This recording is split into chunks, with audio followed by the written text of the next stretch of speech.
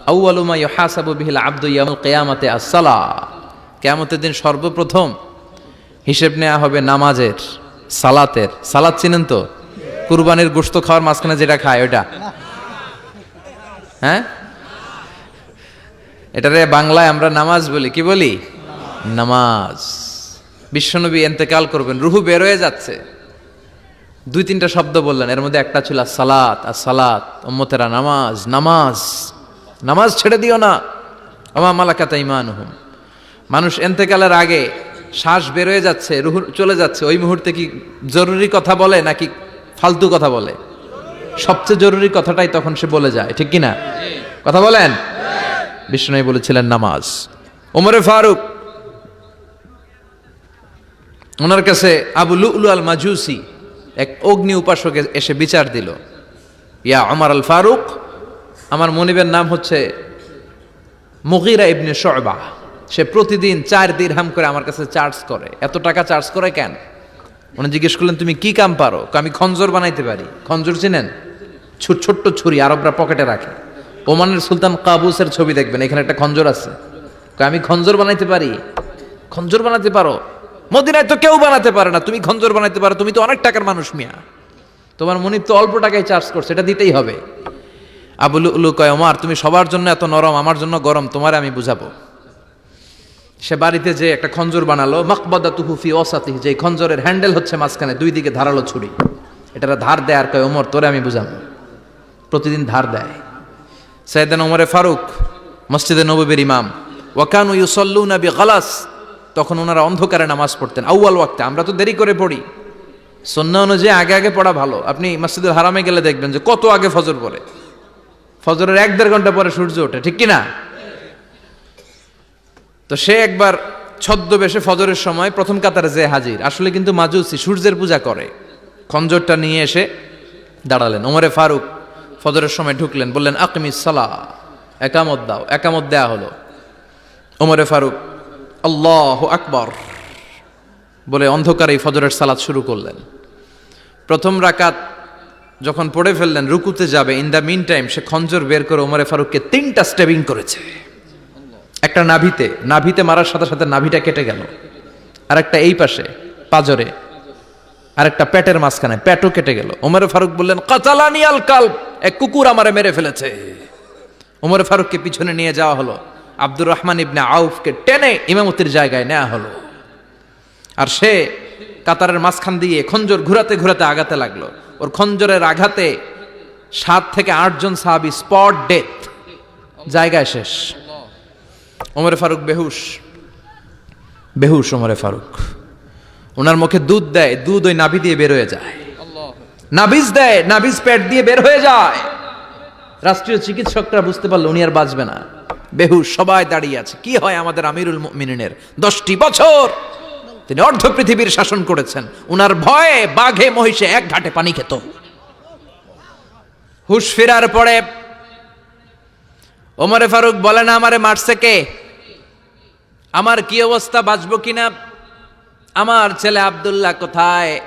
আব্দুর রহমান কোথায়? আমার বিবিরা কোথায়? কত সম্পদ আমার আছে, কোথায় গেলে ভালো চিকিৎসা পাওয়া যাবে? কিচ্ছু সে বলে না। হুশ ফিরার পরে ওমরে ফারুকের প্রথম প্রশ্নটা ছিল, আসল্লান্নাস, আমার দায়িত্বে, আমার নেতৃত্বে যে ফজরের একটা নামাজ শুরু হয়েছিল, এটা কি ঠিক মতো শেষ হয়েছিল? আসল্লান্নাস, মানুষের নামাজটা পড়ছিল, 1 রাকাতের দায়িত্ব পালন করতে পেরেছে, এরপর হুশ নাই। বাকি 1 রাকাতের কি হয়েছে? মুসল্লিদের কি হয়েছে? সালাতটা ওয়াক্ত মতো হয়েছে কিনা? আসল্লান্নাস, এটা ছিল ওমরে ফারুকের প্রশ্ন। সুবহানাল্লাহ কইবেন না? তাহলে এই সালাতের গুরুত্ব আছে না নাই? সর্বপ্রথম এই সালাতের ব্যাপারে in the day of judgement আমাদেরকে প্রশ্ন করবে কে? সালাতে কায়েম করো, সালাতে কায়েম করো, হবে সম্মানী তুমি, হবে জান্নাতি তুমি, হবে সম্মানী তুমি, হবে জান্নাতি তুমি, দিবে কাল হাসরে শীতল ছায়া আরশে আজিম, রব্বিয়াল আলা, রব্বিয়াল আযীম, রব্বিয়াল আলা, রব্বিয়াল আযীম। সুবহানাল্লাহ পড়েন। এজন্য নামাজ নামাজ, এই নামাজ যাতে মিস হয়ে না যায়। সব মিস হতে পারে, নামাজ মিস হতে পারে না। আল্লাহ তুমি বুঝার তৌফিক দান করো। পাপ নাই, গুনাহ করি নাই, এরকম কেউ আছি? কথা বলেন। কত পাপ করছি কোনো হিসাব আছে? পৃথিবীর কেউ না জানলেও জানে কে? পৃথিবী না জানুক আমি তো জানি, আমি কি পাপ করেছি হায়। আমার পাপের করলে বিচার, বাঁচার আমার নাই উপায়। দয়াময় প্রভু মাফ করো আমায়,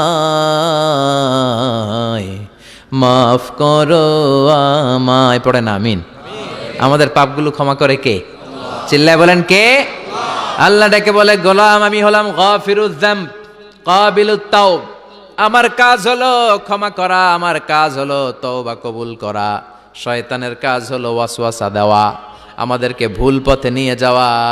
আর আমাদের কাজ হলো ভুল করে ফেলা, আল্লাহর কাজ হলো ভুলগুলো মাফ করে দেয়া।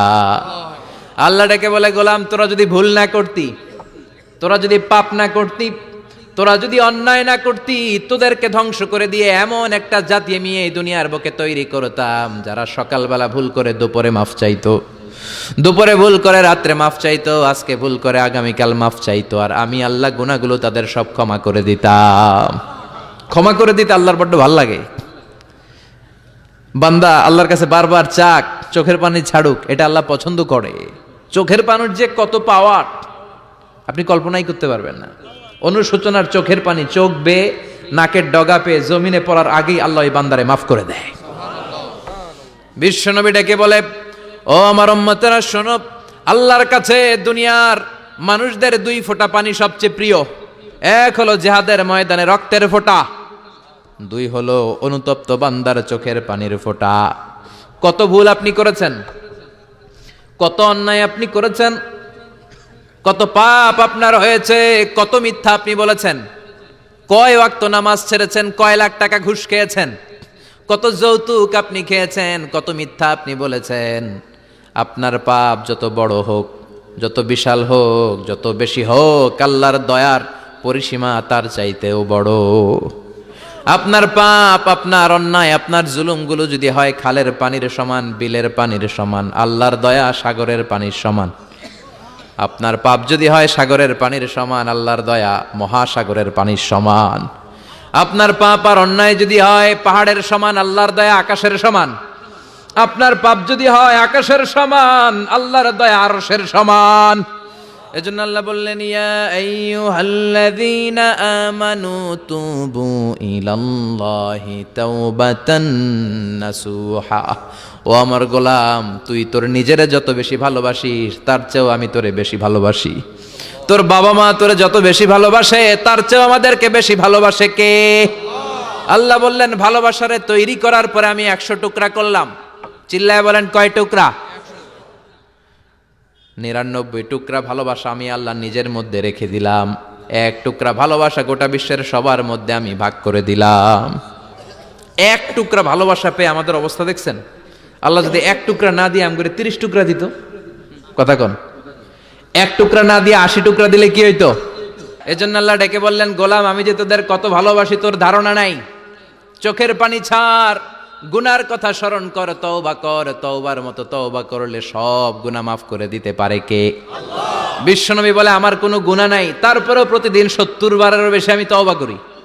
আল্লাহে ইন্নী আস্তাগফিরুল্লাহ ওয়া আতুবু ইলাইহি আকসার মিন 70 মাররা। Could you imagine that? কল্পনা করছেন কোনোদিন যে নবীর গুনাহ নাই, ওই নবী তওবা পড়ে প্রতিদিন 70 বার, আকসার 70 বারেরও বেশি। আমার পড়া দরকার কয়বার? আপনার পড়া দরকার কয়বার? বিশ্বনবী 70 বারের বেশি বললে আমাদের পড়া দরকার কয়বার? আর আমরা প্রতিদিন পড়ি কয়বার? কথা কন। আমাদের ভুল হবে, ভুল হতে সমস্যা নাই, ভুল হওয়াই মানুষের স্বভাব, কিন্তু ভুল হওয়ার পরে ভুলের উপর অটল থাকা যাবে না। শয়তান আর মানুষের মধ্যে এই মৌলিক পার্থক্য। শয়তান ভুল করে ভুলের উপরই আছে, ঠিক কি না? ক্ষমা চায় নাই, কিন্তু আমরা সকালে ভুল করলে দুপুরে মাপ চাই কার কাছে? 19 সালে ভুল করলে 20 সালে মাপ চাই কার কাছে? মৃত্যুর আগ পর্যন্ত আমরা ক্ষমা চাইলে ক্ষমা করে দিবে কে? সব সময় 24/7 তওবার দরজা খোলা, দুইটার সময় ছাড়া। ভালো করে মনে রাখবেন, মুখস্থ ঠোঁটস্থ যেন থাকে। দুইটার সময় তওবা কবুল হয় না, চিৎকার করে বলেন কয় সময়? এক হলো বাদাল গারগারা, গরগরানি যখন আসে, মালাকুল মাউত যখন চলে আসে, মালাকুল মাউতরে যখন দেখে ফেলবেন তখন তওবা কবুল হবে নাকি? কথা কন। ফেরাউনের নাম শুনছেন? ওরা যখন আল্লাহ লোহিত সাগরে ডুবাইয়া পানি খাওয়াইতে লাগলো, পানি খাইতে খাইতে পেটটা হয়েছে এত বড়, আর পানি খাইতে পারেন। এরপর হাত তুলে কয় আনা মিনাল মুসলিমিন, কোরআনের আয়াত, আনা মিনাল, হাত তুলে কয় আমি মুসলমান। ফেরাউন না বলে মুসলমান, আমরা যাবো কই? কথা কহ। ফেরাউন হাত তুলে কয় আনা মিনাল মুসলিমিন। আল্লাহ কয় টাইম ইজ আপ, দেরি করছস, অনেক সময় দিলাম, অনেক সুস্থ রেখেছি, ক্ষমতা দিয়েছি, দাপট দিয়েছি, তখন যদি ঘাটটা নত করে, মাথাটা নত করে একবার ক্ষমা চাইতি, ফেরাউন তোরেও ক্ষমা করে দিতাম। কিন্তু সময় শেষ হওয়ার পরে আমি মুসলমানদের অন্তর্ভুক্ত বললে কোনো লাভ হবে নাকি? আল্লাহ বলল সময় নাই, সময় শেষ। কারণ মুসা আলাইহিস সালামের চাচাতো ভাই অনেক দাওয়াত দিল, জাকাত দে। কারণকে জাকাত দিব না, এই সম্পদ আমি কামাইছি, আল্লাহ দেয় নাই।